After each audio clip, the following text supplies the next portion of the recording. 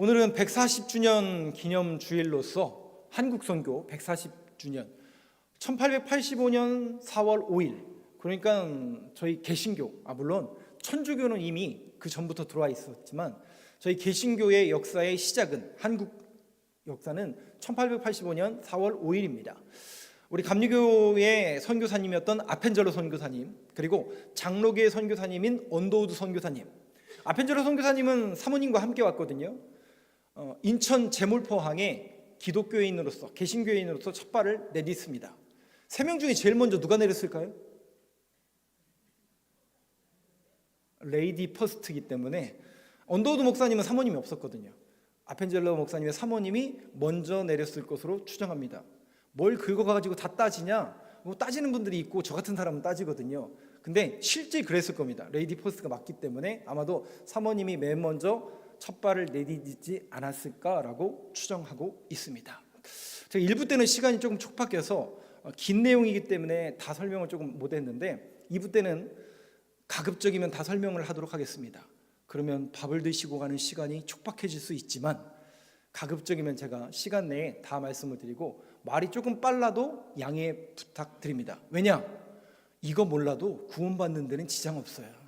이분들의 이름만 그냥 그렇구나라고 정도만 여러분들이 아셔도 상관이 없지만 핵심과 초점은 꼭 여러분들이 기억하시길 바라겠습니다. 그래서 조금 역사의 이야기이기 때문에 제가 조금 말을 좀 빨리 하도록 하겠습니다. 먼저 PPT를 먼저 보여주세요. 이윤재 선교사님의 칼럼을 봤는데요, 그분의 칼럼이 제목이 이거였어요. 한국 선교, 우연인가 섭리인가? 우연히 일어난 일인가 하나님의 섭리인가?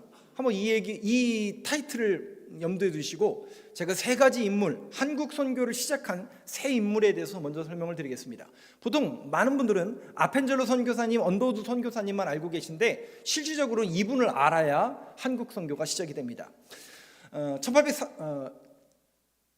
존 플랭클린 가우처라는 목사님이십니다. 볼티모어 러브리 레인 처치 교회 담임 목사님이셨습니다. 한날은 이분이 시카고라는 곳에 가셔서 시카고역에서 기차를 타십니다. 근데 기차를 타셨는데 그 기차 안에 난생 처음 보는 사람들을 만나요. 우리는 알죠, 그게 어떤 복장인지. 한복이에요. 한복을 입은 남자들이 머리에는 무엇을 썼어요? 갓을 쓰고. 그분은 이제 처음 보고 이게 도대체 누구야? 라고 놀랐죠. 그래서 그 사람들한테 그 주변에 있는 사람들한테는 묻습니다. 도대체 저 사람들이 뭐 하는 사람입니까? 라고 물었더니 조선인들입니다 라고 했다고 합니다. 근데 이 조선이란 단어가 이분에게는 추주의 과거 분사, 죄송해요 제가 발음을 이게 하기 어려워가지고 과거 분사로 들렸대요. 그래서 선택된 사람들처럼 들렸다는 거예요. 받은 사람들처럼 들렸다는 거예요. 그래서 이게 뭐지? 하나님께서 나에게 선택받은 자들을 보내주신 건가? 관심을 갖게 되고, 그 당시만 해도 제가 연초에 그런 말씀 드렸잖아요. 그 미국 교회가 남북교회, 북북 감리교회가 굉장히 부흥해가지고 해외 선교를 막 할 때인데, 해외 선교를 막 할 때 관심이 어디에 있었냐면 원래는 인도, 중국, 일본에 대부분 관심이 있었습니다. 그 당시에 조선은 약 1000만 명에서 1200만 명 정도 사는 조그만, 전혀 전 세계에 알려지지 않은 그런 땅이었기 때문에 아무도 몰랐던 거예요.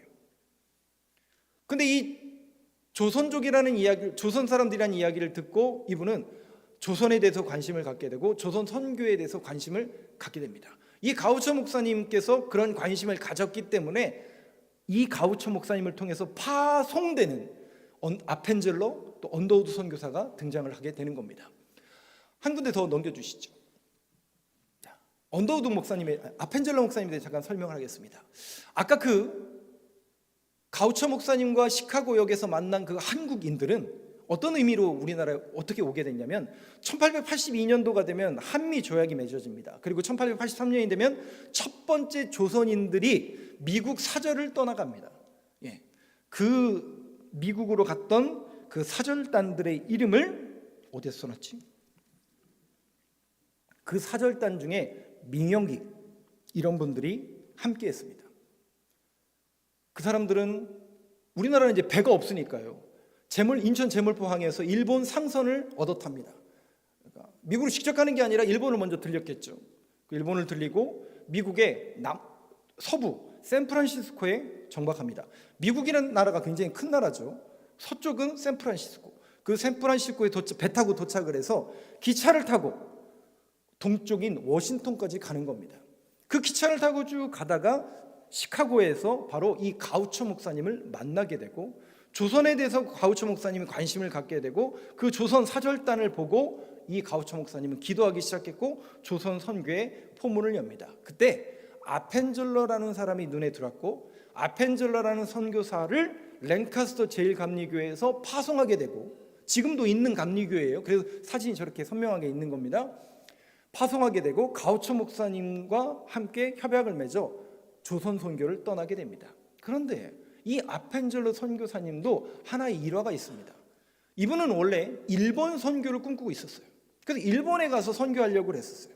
그래서 원래는 맥클레이라는 일본에 있는 감리사님, 그러니까 일본에는 이미 선교의 문이 열려 있고 감리교회가 있었고 감리사님이 있었거든요. 맥클레이 감리사님을 만나게 됩니다. 거기에서 워지워스라는 자신의 동료 선교사님을 만납니다. 그런데 워지워스는 조선 선교사로 갈 예정이었는데 이분이 거기에서 일본에서 중한 병을 얻게 돼요. 그래서 누가 조선 땅으로 갔을까요? 일본 선교를 왔던 아펜젤러 부부가 조선 땅으로 가게 됩니다. 세상 사람들은 이걸 뭐라고 그래요? 우연이라고 얘기할지 모르지만 저희는 하나님의 섭리라고 이야기합니다. 그렇게 아펜젤러 목사님이 1885년 4월 5일 이 땅에 오게 됩니다. 한 번 더 볼까요? 사진을 넘겨주세요. 뉴 브런즈윅 신학교 출신인 장로교 목사님의 언더우드 목사님이 이 신학교에서 인도 선교사의 꿈을 한참 꾸고 있었습니다. 그런데 아까 가우초 목사님과 이제 조선 선교에 관심을 가졌던 사람들이 신학교를 돌아다니면서 복음을 전하기 시작하는 거예요. 조선 선교를 해야 된다. 그 선교 이야기를 인도 선교사를 준비하고 있었던 언더우드 목사님이 듣습니다. 여러분 신기하죠? 어떤 메시지를 들었을 때 우리의 마음속에 담아지는 메시지들이 가끔 있잖아요. 인도 선교사를 꿈꾸고 있었던 이 언더우드 선교사님 목사님에게는 이런 음성으로 들렸대요. 너는 왜 안 가니? 라는 음성을 듣게 됩니다. 인도 선교사를 준비하고 있는데 너는 왜 안 가니? 조선 선교에 대한 이야기를 듣고 그 음성을 들었다고 합니다. 어느 날 뉴욕에서 담임 목사님으로 청빙이 왔습니다. 자, 담임 목사님으로 청빙을 갈 것인가? 인도 선교사로 갈 것인가? 두 갈림길이 나왔죠. 어떻게 해야 돼요? 어떻게 해야 돼요? 이분은 심히 고민했을 것이고 기도했겠죠. 결국 담임 목사직을 포기하고 선교사의 길을 떠나게 됩니다. 그런데 한 가지 또 문제가 생겼어요. 조선으로 가려고 했더니 인도 선교사의 꿈을 포기했다고 그랬잖아요. 근데 인도 선교사로 원래 같이 가려고 했던 약혼자가 있었던 거예요. 재난 문자가 동시에 오는 것 같은데. 인도 선교사를 같이 가려고 했던 약혼자가 있었는데 자기가 조선으로 방향을 트니까 이 약혼자와 파혼을 하게 됩니다. 그래서 언더우드 선교사님은 결혼하고 같이 온 게 아니라 혼자 1885년 4월 5일에 이 땅에 오게 됩니다. 어떤 사람들은 이것을 또 우연이라고 얘기할 수 있습니다. 그런데 이은주 선교사님은 분명히 얘기하시더라고요. 한국 선교는 우연이 아니라 하나님의 섭리만 있을 뿐이다. 그림 하나 더 넘겨주실까요? 이분이 아펜젤러 목사님이 여러분 왼쪽에 보이시는 분이고 언더우드 목사님이 이분들입니다. 이분이 같은 날 제물포항에 일부러 부활절 1885년 4월 5일 부활절 아침에 이 땅에 첫 발을 내디딘 분들입니다. 그리고 그분들은 거기에서 예배를 드리고 그 예배의 자리가 인천에 가면 내리감리교회가 있거든요. 내리감리교회의 모태가 됐기 때문에 한국에서 제일 먼저 생긴 교회다. 그거는 그 교회인 교인들의 주장인 거고, 그것은 이제 여론은 조금 의견은 분분합니다. 그리고 이들은 거기서 예배드리면서 이렇게 기도했다고 합니다. 그 기도문 한번 보여주실까요? 자, 우리 글씨가 좀 작을 수도 있는데 기도문 한번 같이 읽어보겠습니다. 시작. 우리는 부활절 이곳에 도착했습니다. 오늘 죽음의 절장이 산상이 깨뜨리시고 부활하신 주께서 이 나라 백성들을 얽어맨 결박을 끊으시고 하나님의 자녀가 되는 빛과 자유를 허락해 여러분 주옵소서. 1885년은 우리나라는 어떤 구한말 시대입니다. 이제 개화가 막 시작된 나라고 일본, 중국, 러시아, 영국 모든 열강들이 전쟁터가 돼버린, 그리고 약탈과 또 나라의 주권이 빼앗겨야 하는 국군의 운명의 기로에 서 있었습니다. 조선 말기였기 때문에 우리의 문명은 하나도 개화된 게 없어요. 캄캄한 영적으로 어두운 곳이었습니다. 이곳에 하나님 나라 백성들을 얽어맨 결박을 끊으시고 하나님의 자녀가 되는 빛과 자유를 허락해 주옵소서. 여러분, 누구를 통해서 시작되느냐? 항상 하나님의 사람들을 통해서 그 시작이 이루어지고, 저와 여러분들이 그 믿음의 길을 걷는 그 걸음걸음을 통해서 여러분들이 걷는 그 모든 땅에 결박이 풀어지고 어두운 곳에 광명의 빛이 비춰지는 그리스도인의 삶을 살아내는 저와 여러분들의 모든 삶의 걸음이 되길 간절히 소망합니다. 어떤 선교사, 어떤 목사라는 거창한 타이틀이 있어서 그런 게 아니라 여러분들의 삶에서, 여러분들이 그리스도인이라면, 여러분들이 캠퍼스, 직장, 가정에서 그리스도인으로 삶을 살아가면 그것이 여러분 선교사의 삶인 것이고, 여러분들을 통해서 빛이 이루어진다라는 그 믿음의 고백을 가지고 여러분들이 정말 엄중한, 또 두려운, 경외하는 마음을 가지고 삶을 걸어내는 그 모습을 세상은 보게 될 겁니다. 그리고 그들은 그 모습을 보고 끌려오게 되어 있습니다. 그런데 여러분, 우리가 세상과 똑같은 모습으로 나아간다면 끌려올까요? 끌려당할까요? 여지없습니다. 우리도 끌려갈 수밖에 없습니다. 저와 여러분들이 이 선교사들의 오늘 메시지를 통해서 다시 한번 여러분들의 모든 삶의 걸음 속에서 내가 어떤 삶을 살아야 되겠구나, 또 그리스도인으로서, 신앙인으로서 어떤 결단과 삶을 살아야 될지를 오늘 이 메시지를 통해서 한번 점검해 보시길 바랍니다. 아펜젤로 선교사님은 끊임없이 이 땅에 복음이 없는 곳에 복음을 전했고 복음의 메시지를 계속 전했습니다. 여러분 주보에 있는 기재되어 있는 내용이 저만 오늘 설교하는 내용이 아니라 감리교회의 오늘 공통주일 설교문입니다. 저는 이 내용을 오늘 요약해서 여러분들에게 말씀을 드릴 거고요. 여러분 주보 안에 기재가 되어 있는 내용입니다. 아펜젤로 목사님이 끊임없이 이제 막 초신자인 그 기독교인들에게 예배를 드리고 교회 안으로 들어온 이들에게 끊임없이 핵심적인 하나님의 말씀을 선포하게 됩니다. 4가지 핵심 내용 한번 보도록 하겠습니다. 첫 번째 한번 보여주시죠. 한번 같이 읽어보겠습니다. 시작. 예수 그리스도는 인생의 모든 문제를 해결하셨습니다. 우리가 지금 창세기 강해를 계속하고 있잖아요. 인간의 모든 문제의 근원은 어디서부터 시작됐다고요? 죄가 들어옴으로 해서. 하나님과, 원래 우리는 하나님과 원래 어떤 존재예요? 같이 함께하는, 이거를 성경은 뭐라고 얘기하냐면 화목이라고 얘기해요. 화목이라는 것은 화해하고 친하게 지낸다라는 의미가 아니라 하나님과 우리가 화목하여 함께한다라는 뜻이에요. 그런데 죄가 들어옴으로 인하여 하나님과 우리와 뭐가 된 거예요? 분리가 해버린 거예요. 분리가 일어나요. 죄로 인해요. 근데 지난주에 배우셨잖아요. 죄는 2가지 특성이 있다고 그랬죠. 영향력을 주고 확대되어진다고 그랬어요. 그 죄의 영향력과 확대 속에 살아갔던 사람들을 가인 계열이라고 합니다. 그래서 그 가인 계열들은 어떻게 해요? 자기의 힘과 능력으로 약탈하고 전쟁과 힘으로 찍어 눌러서 자기의 부를 채우는 그런 가인의 계열, 그것이 인류의 역사이고 사람의 역사라고 제가 말씀을 드렸습니다. 그런데 하나님의 역사, 하나님 편에 선 사람들은 그렇게 살 수가 없죠. 왜? 하나님의 사람들이기 때문에. 이 문제로 인하여 죄의 문제의 결과가 뭐냐면 욕심이 잉태한 즉 뭐를 낳고 죄가 장성한 즉 사망이 이르는 거예요. 결국 죽을 수밖에 없는, 하나님과 분리되어 결과가 사망인, 죽을 수밖에 없는 그 사람들을 주님은 불쌍히 여기셔서 그들을 다시 하나님과 화목하게 하는 방법을 주님께서 계획하십니다. 그거를 여러분 주보에는 고린도 전서라고 써 있는데 미스프린트예요. 고린도 후서입니다. 고린도 후서 5장 19절 한번 보여주시죠. 같이 읽어보겠습니다. 시작. 곧 하나님께서 그리스도 안에 계시사 세상을 자기와 화목하게 하시며 그들의 죄를 그들에게 돌리지 아니하시고 화목하게 하신 말씀을 우리에게 부탁하셨느니라. 화목하게 하는 말씀, 그 화목하게 하는 그 말씀의 이유와 목적과 뜻이 뭡니까? 화목하게 될 수 있는 이유, 하나님과 우리가 다시 죄로 인해서 분리된 우리가 화목하게 될 수 있는 방법, 죄의 문제를 해결해 줘. 그래서 자기 아들을 보내셔서 십자가에서 죽게 하신 거예요. 그래서 그 사실을 믿고 그 보혈의 피를 믿고 그 보혈의 피에 우리의 모든 죄를 고백하면 씻겨진다고, 안 씻겨진다고요? 그걸 우리는 보혈의 능력, 십자가의 능력이라고 하는 겁니다.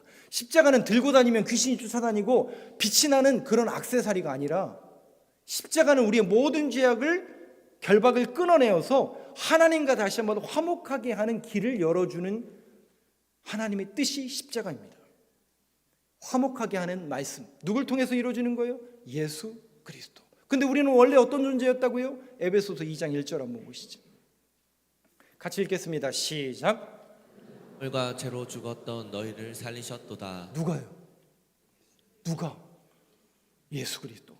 우리는 죄의 결과로 사망이었는데, 죽을 수밖에 없는 죄인이었는데 허물과 죄로 죽었던 예수 그리스도의 십자가의 보혈과 뜻이 우리를 살리신 그 하나님의 구원의 계획과 구원의 복음이 아펜젤러의 핵심 복음이었습니다. 두 번째 한번 볼까요? 같이 읽어보겠습니다. 시작. 요한복음 14장 6절 한번 보여주세요. 외우세요. 그냥 외우세요. 같이 읽어보겠습니다. 시작. 예수께서 이르시되 내가 곧 길이요 진리요 생명이니 나로 말미암지 않고는 아버지께로 올 자가 없느니라. 그 주님이 이 땅에 오셔서 하나님의 계획대로 십자가에서 죽으신 그 주님이 아버지께로 올 자가 없느니라. 이 사실을 믿고 이 사실을 고백하지 아니하면 길이 있다는 얘기 없다는 얘기예요. 온리 지저스 예수 그리스도만을 통과해야만, 그분을 의지해야만, 그분의 십자가의 보혈을 믿어야만 우리에게 무슨 길을 열어주셨냐? 영생의 길, 구원의 길을 열어주셨다라는 거예요. 이것을 히브리서 9장 15절에는 이렇게 이야기합니다. 그 약속의 말씀을 믿어야 그 길이 열린다는 거죠. 같이 읽어보겠습니다. 시작. 이로 말미암아 그는 새 언약의 중보자시니 이는 첫 언약 때에 범한 죄에서 속량하려고 죽으사 부르심을 입은 자로 하여금 영원한 기업의 약속을 얻게 하려 하시니라. 여러분 말씀을 잘 보세요. 이로 말미암아 그는, 예수 그리스도는 새로운 언약, 신약, 구약이 아니라 신약의 중보자이시니 그는 첫 언약 때에 범한 죄, 누가 범했어요? 아담과 하와가 범한 그 죄가 유전되고 죄는 확대되고 영향력이 있어서 인류의 모든 문제를 야기시켰는데 그 문제를 뭐 하시려고? 속량하시려고 하나님의 뜻대로 죽으셔서 부르심을 입은 우리들에게 그 사실을 믿는 자들로 하여금 영원한 기업의 약속을 얻게 하려 하심이라. 이 약속의 말씀을 믿는 사람들에게 그 길을 열어주시는 구원의 능력의 복음에 대해서 아펜젤러 선교사님은 늘 말씀하셨습니다. 그 사실을 믿는 우리는 신자, 성도, 기독교인이 되었습니다. 그러므로 세 번째 한번 보시죠. 같이 읽겠습니다. 시작. 우리는 선한 싸움을 싸워야 합니다. 그러므로 우리는 뭐가 됐다고요? 성도가 되고 그리스도인이 된 거예요. 그래서 우리는 이제 신앙생활은 뭐라고요? 소속의 문제라고 그랬어요. 더 이상 우리는 세상이 같이 세상의 영에 끌리는 삶이 아니라 하나님의 영, 하나님의 말씀과 가치관 속에 살아가는 신자가 된 겁니다. 그 신자가 됐기 때문에 믿음의 선한 싸움을 싸워야 된다는 것이죠. 왜냐? 이 땅은 누가 공중권세를 잡고 있느냐? 그 사람들이라는 거예요. 에베소서 6장 12절 한번 보시죠. 영적인 문제입니다. 같이 읽겠습니다. 시작. 우리의 씨름은 혈과 육을 상대하는 것이 아니요 통치자들과 권세들과 이 어둠의 세상 주관자들과 하늘에 있는 악의 영을 상대함이라. 영적인 문제라는 겁니다. 통치자들과 권세자들과 이 어둠의 세상 주관자들, 이 땅에 주권 갖고 있는, 이 땅에 힘을 갖고 있는 그 하늘에서 탈락하여 이 땅에서 권세와 능력을 갖고 있는 그 공중권세 잡은 자들과의 영적인 다툼이라는 거예요. 그래서 우리는 늘 말씀과 기도로 거룩해지고 영적으로 깨어서 분별해내는 영이 우리 안에 늘 있는 선한 싸움을 싸워야 된다는 것이죠. 그러므로 그 선한 싸움을 싸우며 이 땅에 하나님의 계획을 이루어야 되겠죠. 마지막 네 번째 한번 보시죠. 같이 읽겠습니다. 시작. 그럼 믿음의 선한 싸움을 하며 이 땅에 하나님 나라를 만들어야 된다는 겁니다. 이거는 여러분들이 꼭 기억하셔야 되는 메시지입니다. 마태복음 우리가 사순절 렌트 40을 하면서 마태복음 강해를 하는데 마태복음에 보면 예수님이 하나님의 나라에 대한 이야기를 115번 합니다. 여러분, 우리는 하나님 나라는 어디에 있어요? 예? 하나님 나라 어디에 있어요? 아니 목사님, 하나님 나라는 죽어서 가는 데 아닙니까? 예? 하나님 나라는 여기 있는데 우리 교회 하나님 나라 아니에요? 동의를 안 하시는데 한번 들어보시죠. 예수님이 계속 하나님 나라에 대해서 이야기하세요. 유대인들과 그 당시 초기 기독교인들은 이해를 못합니다. 아니 하나님 나라는 죽어서 가는 천국이 하나님 나라 아니에요? 근데 주님은 뭐라고 말씀하십니까? 세례 요한과 예수님의 공통된 메시지가 뭐예요? 회개하라, 천국이 가까이 있다. 하나님 나라가 이 땅에 우리 땅에. 예수님을 통해서 하나님 나라가 시작된 거예요, 이 땅에. 그리고 그 예수님을 믿고 예수님을 따르는 주의 제자들, 초대교회, 그리고 그 전통을 따르는 우리들, 이 땅에 주님의 이름을 세워진 모든 교회를 통해서 뭐가 이루어지고 있다고요? 하나님 나라가 이루어지고 있는 거예요. 예수님 오신 때부터. 그리고 그것이 계속 진행되어 우리 교회까지 온 거고 끝났어요? 아니요. 하나님의 나라는 주님 오시는 날까지 이루어지는 거예요. 어디에? 저 천국에 가야 될 하나님 나라도 있지만 이 땅에 세워져야 될 하나님의 나라가 교회를 통해서 지금도 이루어지고 있다는 겁니다. 여러분, 우리 교회는 하나님 나라예요? 아니에요? 하나님 나라죠. 여러분들은 그러면 하나님 나라의 백성이 아니에요? 하나님 나라의 백성이죠. 그 정체성과 믿음의 고백이 있기 때문에 착하게 살아야 돼요? 악하게 살아야 돼요? 물어보는 제가 바보죠. 우리는 이제 다르다고요. 우리는 이제 편이 다르다고요. 예전에는 그렇게 사셨어도 이제는 그렇게 사시면 안 돼요. 아멘을 안 하시는데 그러면 안 돼요. 내가 착해서 교회 다니는 게 아니라 내가 악한 사람이라 할지라도 예수 믿고 구원받아 예수님을 따르는 선택을 해야 되기 때문에, 그 소속이 바뀌었기 때문에 우리는 선한 길을 따라가는 겁니다. 소속이 바뀐 거예요. 여러분이 소속이 바뀌었다면 소속에 걸맞는 삶을 살아내야 된다는 것이죠. 그것이 세상 사람들에게 보여집니다. 그것이 교회의 능력이고, 그걸 사람들은 보면서 결국 교회로 붙들려 오는 겁니다. 근데 우리가 세상과 똑같은 방법을 취하면 죄송해요, 교회도 뭐 별거 없네, 그럼 그렇지, 세상 사람 사는 곳이. 여러분, 절대로 이런 평가를 들으면 안 됩니다. 주도권을 그들에게 뺏기면 안 돼요. 우리가 주도권을 가져야 돼요. 근데 그 길을 걸어가는 게 쉽다고요, 어렵다고요? 알아주지 않는다니까요. 칭찬받지 못한다니까요. 그런데 묵묵히 그 길을 걸어가는 거예요. 그러면 사람들이 궁금해하겠죠. 쟤는 왜 저러지? 도대체 쟤는 무슨 교회 다니길래 그러지? 궁금해할 거예요. 그리고 결국 그 사람들은 끌려오게 되어 있습니다. 저와 여러분들이 정말 그런 참된 신앙인으로서 신앙의 길을 묵묵히 걸어가는 교회요, 삶을 살아낼 때 세상을 끌고 오는 능력이 있게 된 줄로 믿습니다. 끌려가서는 안 돼요, 여러분. 절대로 여러분 세상의 방법과 세상의 원리로 끌려가지 마세요. 이제는 하나님의 말씀을 붙들고 여러분들이 묵묵히 그 길을 가면 반드시 끌려오게 돼 있습니다. 그런데 여기 하나님 나라, 예수님이 하나님 나라, 이 땅에 하나님 나라를 세워야 되는 교회의 사명 세 가지를 마태복음을 통해서 가르쳐 주시죠. 9장 35절 한번 보여주시죠. 교회의 사명이에요.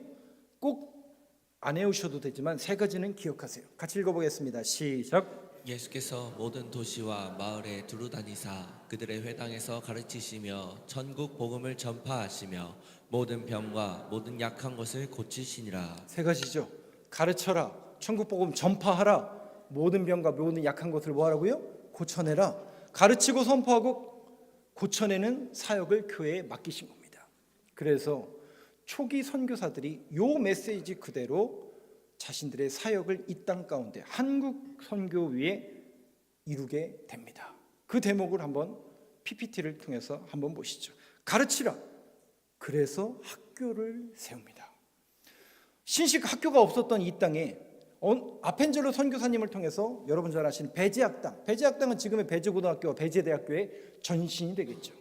저는 그러니까 이거 여러분 인터넷에서 이렇게 뭔가를 자료를 조사하실 때는 항상 좀 잘하셔야 돼요. 저는 좀 급하게 자료를 준비하다 보니까 이 배제학당과 정동제일교회는 원래 전문가가, 아펜젤로 전문가가 누구냐면 우리 일부 때 청소년부 담당하시는 최청순 목사가 전문가예요. 그분 이제 논문도, 대학원 논문도 이 아펜젤로 선교사님인데, 또 정동제일교회과 서울에 있는 아연교회에서 사역을 이분이 두 군데에서 다 했어요. 그래서 초기 감리교회의 역사를 이분이 잘 아는데, 저는 이제 저 배제학당이라고 현판이거든요. 저게 고종이 하사한 거예요. 그러니까 처음에부터 교회로 선교사들이 교회를 세우러 온 게 아니라 실상은 고종 왕의 윤허를 뭐로 받냐면 교회와 병원 허락을 받은 거예요. 그래서 알렌 선교사는 먼저 와 있었거든요. 선교를 하는 게 아니라 교회를 하고 있어요. 병원을 하고 있어요. 광해원이라는 병원을 하고 있었고, 그리고 처음 언더우드 선교사와 아펜젤러 선교사님이 이 땅에 오셔서 학교를 먼저 세웁니다. 아펜젤러 선교사님이 먼저 세운 학교가 뭐라고요? 배제학당입니다. 그 현판을 고종이 써줬는데, 저는 저 현판이 배제대학교에 있는 건 줄 알았는데 아까 최청수 목사님한테 들어보니까 가짜래요. 배제대학교에 있는 거는 배제고등학교에 있는 거를 복사본이래요. 복사본. 그래서 저는 저게 진짜인 줄 알았는데, 그래서 이게 인터넷에 있는 걸 찾을 때는, 자료를 찾을 때는 조심해야 된다고 말씀드리는 겁니다. 최청수 목사님 말로는 배제고등학교에 있대요. 저게. 여러분들이 아시는 그 배제고와 배제대학교의 전신이 배제학당 아펜젤러 선교사님을 통해서, 이 학교를 통해서 신식교육이 이루어지는 겁니다. 몇 년도예요? 1885년, 86년에. 여러분 그때 살아계신 분 한 분도 안 계시잖아요. 여러분들의 조상이라니까요. 조상 때 이미 저 교육이 이루어집니다. 저희 할머니는요 1910년생이셨거든요. 한글을 모르셨어요. 왜냐하면 학교를 다닌 적이 없거든요. 워낙 저희는 시골이었거든요. 일찍 1885년 6년부터 한국 신식교육을 받은 사람들이 있겠죠. 그러니까 이게 감리교회의 전신 학교를 통해서 이렇게 이루어집니다. 그럼 여러분, 학교를 세우고 이 학교를 통해서 뭘 하는 줄 아세요? 그 학생들에게 신식교육만 하는 게 아니라 뭘 가르쳐요? 예배를 가르치는 거예요. 그래서 채플 예배가 있는 겁니다. 우리 대전에도 호수돈여고 대성고등학교에 채플이 있는 게 교회에서 세운, 선교사들이 세운 그 학교이기 때문에, 전신이기 때문에 그렇습니다. 하나 또 넘겨주시죠. 이화학당입니다. 남자들만 교육받는 게 아니라 봤더니 어린아이들이 낮에, 그래서 메리 스크랜튼 하나 넘겨주세요. 이 여인이 아까 그 아펜젤러 언더우드 선교사님들과 나중에 같이 합류를 합니다. 근데 이 메리 스크랜튼은 남편이 일찍 돌아가셨어요. 그리고 자기 아들이 또 선교사예요. 윌리엄 스크랜튼이에요. 근데 아들은 의사 겸 선교사로 온 거고, 메리 스크랜튼도 역시 의학적인 지식이 있었고 또 선교사로 같이 옵니다.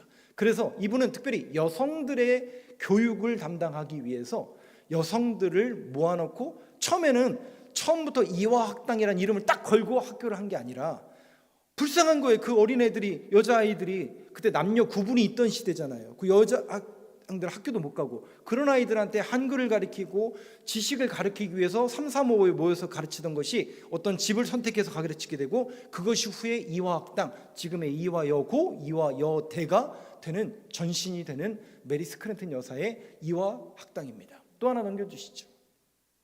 그리고 나서 또 등장하는 게 이게 장로교예요. 아까 언더우드 선교사님은 장로교 선교사님입니다. 그리고 장로교 선교사님이고, 학교를 세우는 게 경신학교를 세웁니다. 공교롭게도 저희 교회 장로님 중에 한 분이 이 경신학교 출신인 경신고등학교 출신이에요. 이 경신학교가 나중에 중고등학교, 그리고 경신대학교, 그 경신대학교가 연희전문대학교라고 이름이 개명되고, 그리고 나서 세브란스라는 이름을 가진 사람이 헌금을 해서 세브란스 병원, 아까 광해원이 있었잖아요. 그 광해원이 제중원이 되고, 제중원이라는 이름이 세브란스라는 사람의 이름의 헌물로 세브란스 병원이 되고, 의학대학을 만들면서 연희전문대학과 세브란스 의과대학이 합치면서 지금의 연세대학교가 된 겁니다. 그러니까 그 모태를 따라가면 경신학교, 언더우드가 세운 경신학교가 모태가 되는 것을 볼 수 있습니다. 이렇게 한국 교육 학교, 그러면서 여러분 보세요. 이 경신학교, 배제학당, 이화학당 출신들이 누구예요? 여러분 잘 아시는 독립선언서의 그 사람들이 다 그 사람들이에요. 김규식 선생, 이승만 대통령, 김구, 서재필, 여러분들이 알만한 모든 우리 국사 시간에 배웠던 그 독립선언, 또 독립의 역할을 했던, 임시정부 역할을 했던 사람들이 전부 이 학교 출신들이에요. 한국 근현대사의 계몽과 선각자의 역할을 교회와 학교가 했다는 거죠. 가르치는 사명을 이들이 시작합니다. 그렇다면 선포하는, 천국복음을 선포하는 교회, 이런 학교를 중심으로 교회가 점차 생기게 됩니다. 넘겨주시죠. 그림을 다시 보여주세요. 저희 감리교회 정동제일교회 아펜젤러 선교사님이 세웠을 것으로 추정하는 최초의 감리교회, 또 최초의 교회라고 우리는 주장하고 있습니다. 장로교하고 서로 싸우고 있지만 정동제일감리교회, 이 교회를 혹시 가보신 분도 있고 무슨 이제 본부 행사나 이런 거 할 때 가고, 저는 이제 지나가다가 한번 본 적이 있고 정동제일감리교회 아펜젤러 선교사님에 의해서 세워지는 걸 볼 수 있습니다. 이 정동교회 출신이 이승만 대통령, 서재필, 윤치호, 주시경, 이상재 이런 분들이 출신입니다. 그 다음에 언더우드 선교사님이 세운 교회를 한번 볼까요? 세문안교회입니다. 들어보셨나요? 세문안 장로교회? 저희 교회 그 아까 경신고등학교 나오신 분이 세문안교회에서 세례 받으셨대요. 근데 이 세문안교회의 시작이 뭐냐면 저 집에서 시작해요. 이게 정동이었는데 원래 이 정동에 최초의 선교사들을 집을 만들어줘서 여기에 이제 모여 살았던 거예요. 선교사들이. 그러니까 아까 아펜젤러 부부, 언더우드, 스크랜튼 부부, 또 나중에 오는 뭐 알렌 선교사, 그 전에 왔었던 선교사들이 다 이제 여기에 자리를 매김해서 정동이라는 지역에서 교회를 이제 예배를 드리니까 이제 나중에 이제 교회라는 이름은 나중에 붙이는 거고, 이제 같이 예배를 드리다 보니까 이제 선교사들 부부만 하는 게 아니라 믿는 사람들이 이제 우리나라 사람들이 생기니까 그 사람들과 함께 예배를 드리면서 여기에서 세문안교회라고 이름을 개명하게 되고, 그래서 지금에 있는, 나중에 이제 여러 차례 이제 이동하다가 광화문에 가면, 요즘에 광화문 가시는 분들 종종 있는데 꼭 근처에 있으니까 들려보세요. 광화문을 중심으로 광장이 이렇게 돼 있잖아요. 안 가보셨어요? 네. 그 광화문을 이렇게 있고 그 세종대왕상이 있는 데 있잖아요. 거기를 보고 오른쪽이 아니라 왼쪽에 보면 세종문화회관이 있어요. 저는 예전에 진태원 목사님 그 차량 픽업하느라고 세종문화회관을 가보고 거기를 이렇게 많이 방황해서 길을 조금 알아요. 그 세종문화회관 밑에 보면 서대문 가는 큰 대로가 있어요. 그 대로를 한 200m 정도 걸어가면 그 대로변 옆에 빌딩 숲인데 교회가 하나 있어요.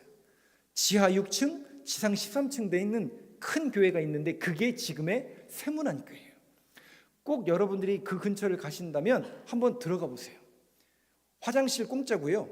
그 1층에 가면 지금 계속 증축을 하고 있는데 옛날 건물을 그 안에다가, 교회 건물 안에다 건물 그대로 살려놨고, 적벽돌 건물을 그 옆에다가 기념관을 세워놨어요. 138년 된 교회이기 때문에 138년 역사의 그 기념물들을 거기다 이렇게 전시를 해놨습니다. 공짜니까 한번 기회가 되면 한번 가보시는 것도 유익할 것 같습니다. 이 세문안교회 출신 사람들은 김규식, 나중에 이제 제가 안창호 선생님은 경신고등학교 출신인 건 알거든요. 근데 교회까지인지는 잘 모르겠습니다. 임시정부 부주석이었던 김규식 선생님이 경신고 또 세문안교회 출신이고, 이런 선각자들이 이런 교회와 또 학교를 통해서 배출되는 걸 볼 수 있습니다. 또 하나 보시죠. 아까 다 넘겨주세요. 3개. 선교사까지 넘겨주세요. 그 메리 스크랜튼 여사 봤잖아요. 그 메리 스크랜튼 여사의 아들이 윌리엄 스크랜튼이에요. 이분은 원래 병원을 먼저 세워요. 그러니까 학교를 세우는 게 아니라 의사기 때문에 병원을 세우고 그 병원 자리가 교회가 되는 겁니다. 그래서 상동이 어디냐면 지금의 남대문 위에요. 근데 그게 예전에는 서울이 성문 안에 있었잖아요. 동서남대문 안에 있었잖아요. 그럼 외곽은 뭐예요? 변두리고 변방이고, 거기는 누가 살아요? 가난한 사람이 살까요? 부자들이 살까요? 전원주택이 있는 곳이니까 부자들이 사는, 조선시대 말입니다, 여러분. 그러니까 부유한 사람들은 다 성문 안에 사는 거고 빈민들과 어려운 사람들이 다 성문 밖에 사는 거예요. 그래서 이 윌리엄 스크랜든이 히브리서에 보면 예수님이 뭐라고 말씀하세요? 영문 밖으로 나가자. 그 성 밖으로 나가는 거예요. 그래서 병원을 상동, 그때는, 지금은 그게 번화가인데, 명동 옆에거든요. 번화가인데 그때는 성문 밖이었습니다. 그래서 상동 병원을 세우고 그 병원 자리가 상동교회가 되고, 그 상동감리교회가 지금의 3일 재단이 있어요. 3일 중고등학교 협성대학교의 전신이 상동교회입니다.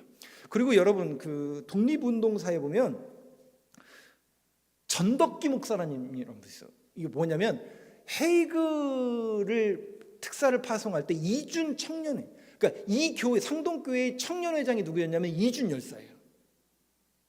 그러니까 그런 정도의 독립운동을 했던 곳이 상동교회입니다. 아현교회는 저도 이게 위치는 좀 제가 서울 지리를 좀 잘 몰라서 이쪽 아현동이라는 게 있는데, 서울에 가면 아마도 여러분들이 남산터널을 지나서 밑으로 쭉 내려가면 그 고개인데, 그 아현동이 원래 아현이라는 단어가 한문으로 아가 어린아이라는 말이고 현이 떡을 먹다라는 뜻이에요.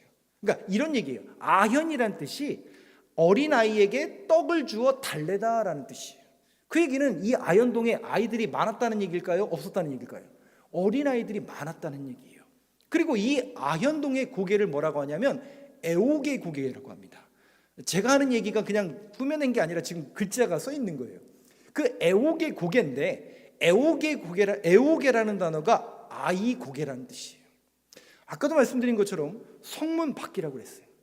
그래서 이 애옥에는 아이 고개가 왜 아이 고개가 되냐면 이 성 안에 살던 아이들이 그때 당시에는 전염병이 많았기 때문에 아이들이 죽으면 아이들의 시신을 묻는 버리는 공동묘지가 이 아현교회 아현동 그 애옥에 있었답니다. 그래서 거기가 애옥회가 된 거예요.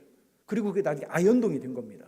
그러니 여러분이 그러면 그 자리가 불쌍한 사람들, 그러니까 국률이 필요한 사람들이 있을까요? 부자들이 있는 동네인가요? 지금도 거기는 조금 우리 최청순 목사님 말에 의하면 거기는 그 사역을 해야 된다고 하더라고요. 그 정도로 서울에서도 빈민에 속하는 지금이야 이제 시내 쪽에 가까운 곳이 됐지만 그런 곳이 아현동이었고 거기에 시병원을 세우고 이 스크랜턴 선교사님이 병원을 세우고 그 불쌍한 이들을 돕는 그 역할을 시병원 그리고 거기에 교회를 세우니 그게 아현감리교회가 되는 겁니다. 우리 교회 권사님 중에 아현감리교회하고 연관이 되는 분이 있어요. 그 다음에 동대문도 마찬가지입니다. 그 동대문 밖에 동대문 안에 교회가 아니라 동대문 밖에 병원을 세우고 동대문 감리교회를 이 윌리엄 스크랜턴 선교사님이 교회를 세우십니다. 여러분 보세요. 초기의 한국교회의 역사는 가르치고 천국 복음을 전파하며 정말 고쳐내는 그 역사를 이루기 위해서 이 선교사들이 정말 얼마나 피와 땀과 눈물을 흘렸을지 생각해 보세요. 여러분 지금 여러분들이 나중에 저희도 꼭 가봐야 돼요. 동남아시아나 이런데 정말 저희 아내가 그런 얘기 한 적이 있어요. 가양교회 출신인데 필리핀 단기 선교를 갔는데 여러분 그 대나무 있잖아요. 대나무인가요? 통나무인가요? 사모님 그걸로 엮어가지고 그 뗏목을 만들어서 들어간대요. 지금도 여러분 그런 데가 있습니다. 하물며 마치 140여 년 전에 한국 땅이 어땠을까요? 그 모습이에요. 미개한 문명에 기독교인이란 차가 잡을 수 없고 신식 교육을 받은 사람들은 없는 또 거기다가 양봉과 서민과의 이 차별이 있는 지식은 없는 그런 어두운 나라가 바로 우리나라였는데 이 선교사를 통해서 문이 열리게 되고 또 그 문이 열리면서 복음이 들어오는 그런 씨앗을 이들이 심은 겁니다. 실상 우리는 그 열매를 140년 후에 열매를 먹고 있는 거죠. 마지막 고쳐내는 사역도 한번 볼까요? 병원에 대한 이야기를 해야죠. 원래 이 광해원은 알렌 선교사에 의해서 먼저 세워졌습니다. 1, 2년 전에 아펜젤러 선교사님이 오기 전에. 그리고 나서 선교사로 올 때는 아까도 말씀드린 것처럼 병원과 학교의 허가를 받고 들어옵니다. 이 광해원이 나중에 재중원이 되고 아까 말씀드린 세브란스 사람의 헌금으로 인해서 세브란스 병원이 되고 연희전문대학교와 합쳐서 연세대학교가 되는 그 전신이 되는 게 광해원입니다. 그래서 아까 아펜젤러 선교사님은 의사는 아니었어요. 그런데 언더우드 선교사님도 의사 자격증이 있고 메리 스크랜턴, 윌리엄 스크랜턴, 하디 선교사 이런 모든 분들이 의사 자격증이 있었기 때문에 전부 광해원에서 사역을 하다가 나중에 그 아까 상동, 아현, 동대문에 가서 병원을 차리고 교회를 세우는 역할을 하는 걸 볼 수 있습니다. 또 하나 볼까요? 그래서 저것은 어떻게 보면은 감리교의 유산은 아니고 세브란스 연세대학교는 장로교 유산이 되겠고 이게 베델 기념관인데 아까 이제 최청순 목사한테 다시 한번 확인을 했는데 정동제일교회 옆에 있는 건물이에요. 베델 기념관인데 원래 이 자리가 시병원이라는 곳을 아펜젤러 선교사님이 세웁니다. 그러니까 이제 그 아까 윌리엄 스크랜턴 그 선교사님에 의해서. 근데 시병원이라는 단어가 어디에서 출발하냐면 시약소에서 출발을 했대요. 시약소가 뭐냐면 그 당시에 약국을 시약소라고 불렀다고 합니다. 근데 지금처럼 뭐 봉투가 있고 나눠주는 게 아니라 알약을 받아왔대요. 근데 받을 때 병을 들고 갔대요. 병을. 그래서 시약소라고 그랬대요. 병을 들고 가서 약을 받았다고 그래서. 그래서 그 단어가 병원으로 고쳐지게 되고 시병원이라는 시의 병원이 아니라 그 약을 나눠주던 시약소에서 시병원이 되고 이 자리가 원래 그 시병원이 있었던 자리였다라고 합니다. 그리고 이 시병원 바로 옆에 보구녀관이라는 것을 아까 메리 스크랜튼 여사가 세워요. 그러면 이 보구녀관은 아까 그 메리 스크랜튼은 누굴 선교를 했어요? 여자 선교를 했잖아요. 여자들이 차별받는 그런 사회 속에서 여성들을 위한 병원을 만든 게 보구녀관입니다. 여러분 어떠세요? 처음 듣는 어떤 분한테는 이런 이야기들이 처음 듣는 이야기일 수 있고 뭐 아시는 분들은 또 잘 아시겠죠. 저희 감리교 장로님들은 정동제일교회 가끔 일이 있으면 가게 되고 이런 이야기를 많이 들어서 잘 아시는 내용이겠죠. 제가 오늘 간략하게 소개했는데 이런 초기 선교사들의 가르치고 선포하며 고쳐내는 사역을 통해서 이 땅에 복음의 빛이 또 열매를 지금 우리가 누리고 있는 것뿐입니다.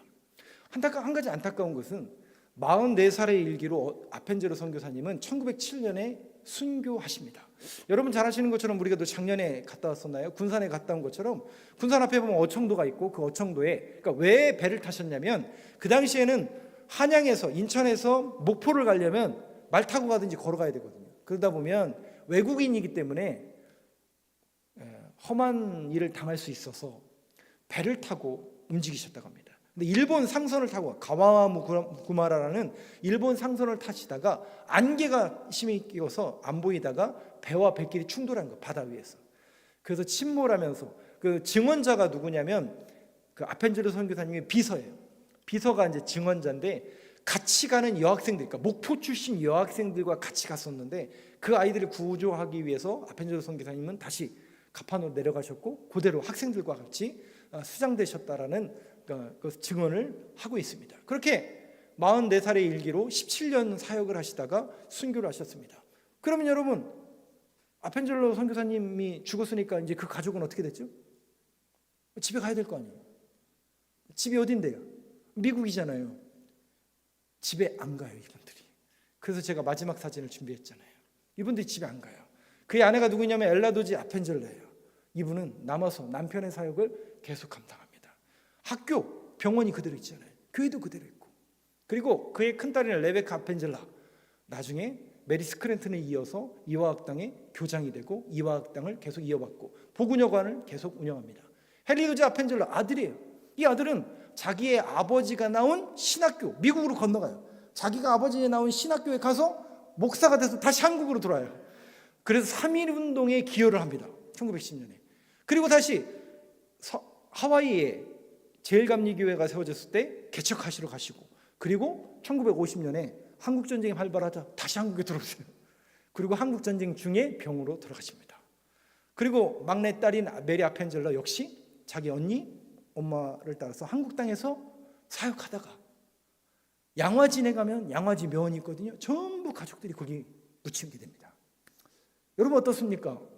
이분들은 이게 하나님의 뜻이고 하나님의 계획이고 내가 선교사니까 이렇게 했을까요? 근데 여러분 그렇지 않아요. 이분들도 그냥 하루하루 자기에게 맡겨진 일을 충실하게 했을 뿐입니다. 어려웠겠죠. 힘겨웠겠죠.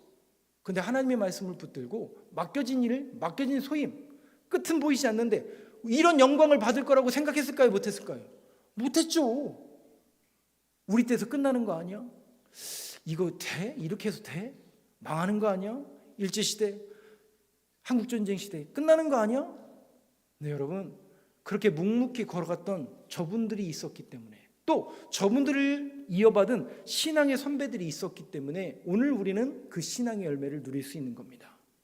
사랑하는 성도 여러분, 여러분들도 나는 그건 목사님이나 선교사님들이 하는 일, 여러분 그렇게 생각하지 마시고요. 여러분들이 믿음의 동역자라는 동역자 의식을 늘 가지라고 말씀드렸잖아요. 그래서 여러분들의 삶 속에서 신앙인의 걸음을 걸어내면 그것이 여러분들이 머무는 그 자리에 선교사가 되는 거고요. 여러분들의 말과 행동과 그 삶의 태도를 세상 사람들이 보게 되고 교회로 끌려오게 될 겁니다. 이 한 주도 그런 믿음의 고백을 가지고 묵묵히 신앙의 걸음을 걷는 저와 여러분 되길 간절히 소망합니다.